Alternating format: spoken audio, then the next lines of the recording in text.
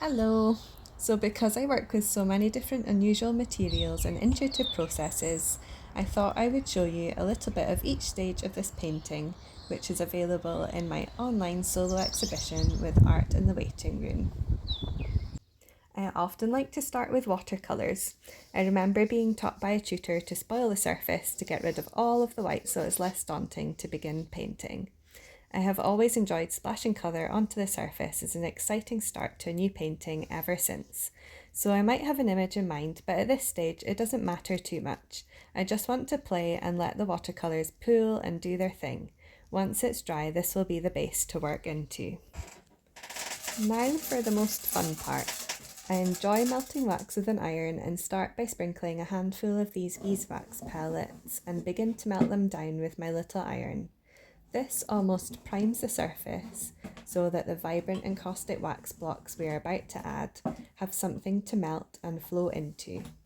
We want the beeswax pellets to be completely melted down so that we are ready to add some colour. So here I'm starting to melt the really vibrant and caustic wax blocks of colour by holding them directly onto the iron and then smoothing them across the surface with it. As you can see, it's a very instant and unpredictable way of working, which is really relaxing, playful and fun. You can just puddle about with the colours to your heart's content without worrying too much about it at this stage. I'm just trying to add lots of colour, layers and some texture from the wax. Because the wax has a mind of its own, it stops me being too precious about the painting when it's only just at the beginning stages.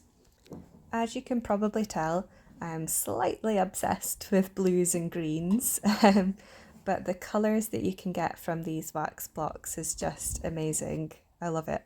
So just using what I have to hand, I actually just used the end of a oil pastel and it gave me a little bit of thickness and a bit more texture when I melted that down, and then I'm going back in with some more encaustic wax. It's satisfying to see it set and cool. So the next thing that I really enjoy doing, that takes quite a long time, is using, they're actually clay carving tools that I use to carve into the waxy surface. So this is the beginning of what will be the bridge that's carved into this painting. So it reveals a little bit of the watercolours that are beneath the surface, which I quite like. So here I'm doing even more carving, almost sketching details into the surface with it. I really enjoy carving branches, and it's one of my favourite things to do. It's very satisfying and relaxing. You could get lost just doing this for hours and hours.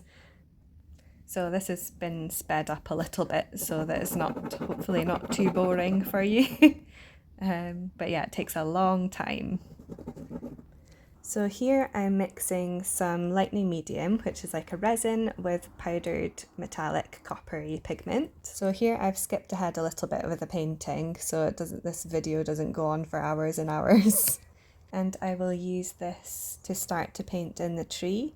So I just really want to fill in all of that part that I have carved away, and I'm adding some depth by adding some shades of deep blue in there as well, so that we've got a bit of shadow, and then I'll be bringing back the copper pigment to add in some light, like you can see here. When you see the painting in person, you can see the added depth and the almost 3D effect of the carved surface with the metallic glossy details against more matte areas that I also love to combine with it. Adding in a few more coppery highlights. And now I'm just using some oils to work a little bit on the water reflection. Just softening the edges a little bit, so we've not got blocky shapes. So again, I've skipped ahead a little bit because I don't want to bore you too much, but here I decided to just scrape back into what I've painted so that I can add some little branchy details. And then I'm just doing loads of teeny tiny little dots to add some highlights to the bushy bits. And then just adding some nice yellowy highlights to the other bushy bit. And even more highlights to the petals on this little tree. I think this gives a nice contrast. I like putting these different colours together. So at this stage I'm just trying to add the teeny tiny little details to just bring the painting together. And here I'm adding in the little kind of rocky bits that are on those steps that take you down past that beautiful view at Johnston Gardens. It's my favourite place to just sit and relax.